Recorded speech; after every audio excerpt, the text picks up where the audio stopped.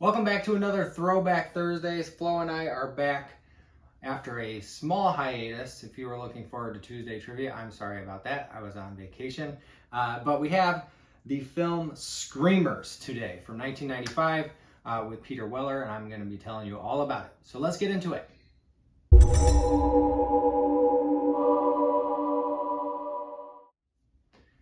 What's up, physical media fans? I have a good one for you today. This is the mid-90s Screamers with Peter Weller. So if you didn't quite have that name click for you right away, Peter Weller is most famous for playing RoboCop in the first two RoboCop films.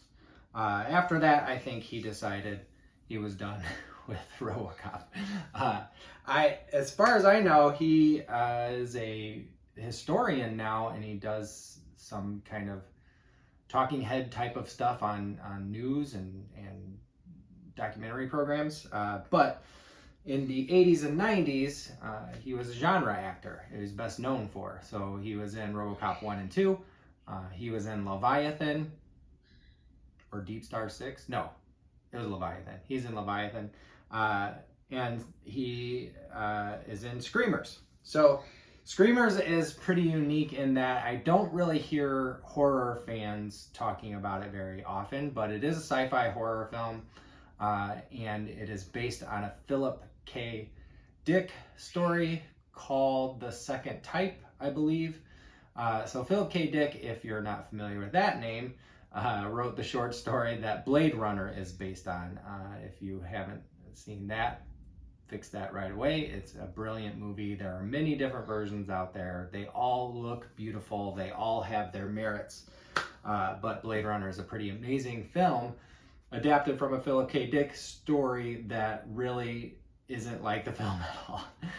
So it really just took inspiration from that. Didn't follow the plot lines at all, really. So Harrison Ford in that one is amazing. Rutger Hauer is awesome. Daryl Hannah. So definitely check that out.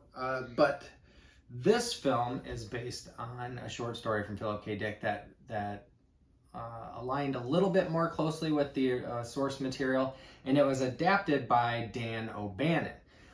If that name doesn't ring a bell, I mentioned him on this channel before. He is credited with writing Alien, The Return of the Living Dead. He worked on Dark Star with John Carpenter. He worked on Star Wars. He did some special effects for Star Wars. So he has done a ton of stuff. He is a heavy hitter in genre film world. And he's made some pretty cool stuff, including this film. So this film is some miners on a planet called Sirius 6B. The mining company stooges and the miners and scientists who are the employees had a falling out. They were being treated wrong and whatever, and it ended up with a conflict. So, you know, like a mini war. There aren't that many people on this planet, and they are separated by a vast wasteland of, you know, no man's land type of thing. The no man's land is patrolled by these AI-powered killer robots that they nickname the Screamers because they have this signature high-pitched noise when they attack, and they are attracted to folks' heartbeats.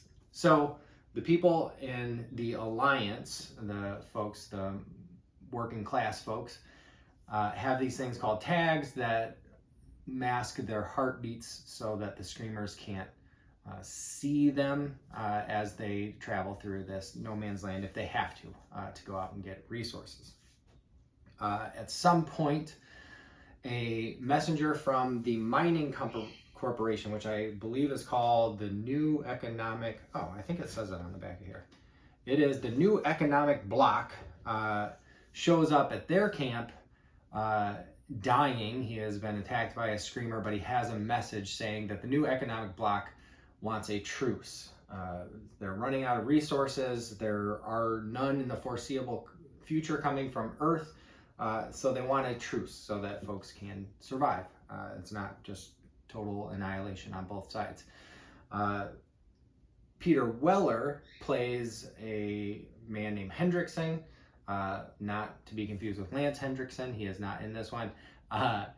Who he reaches out to his allies back on Earth, sends a message, and gets a reply that says, disregard this message. We're working on peace here. There's a new guy on the planet who is dropping off supplies, and he says they were not working on peace when I left. So they decide to make an executive decision and go across no man's land to the new economic bloc and try to forge this truce. So a few people set out.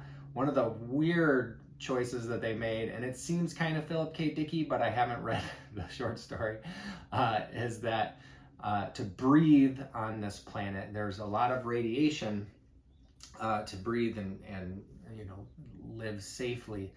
They have to smoke these cigarettes. So they offer it to the new guy, and he's like, no thanks, I don't smoke. And they're like, you need this to live. So that's a weird choice for me. So along the way, they actually meet a civilian in the ruins of this building or camp, and it's a kid with a little teddy bear named David, and they take him along. They're not going to leave him behind in screamer country to be killed. They make their way to the new economic bloc, and things are not great there. I think everybody is dead. I don't think that's a spoiler. It's bombed out. I am avoiding some spoilers, so I really don't want to give away one of the great twists in this film that was surprising to me. After that twist, about halfway through the film, then the rest of the film kind of changes course. So it's no longer about trying to forge this truce, and I will tell you it has to do with fighting off these AI killbots.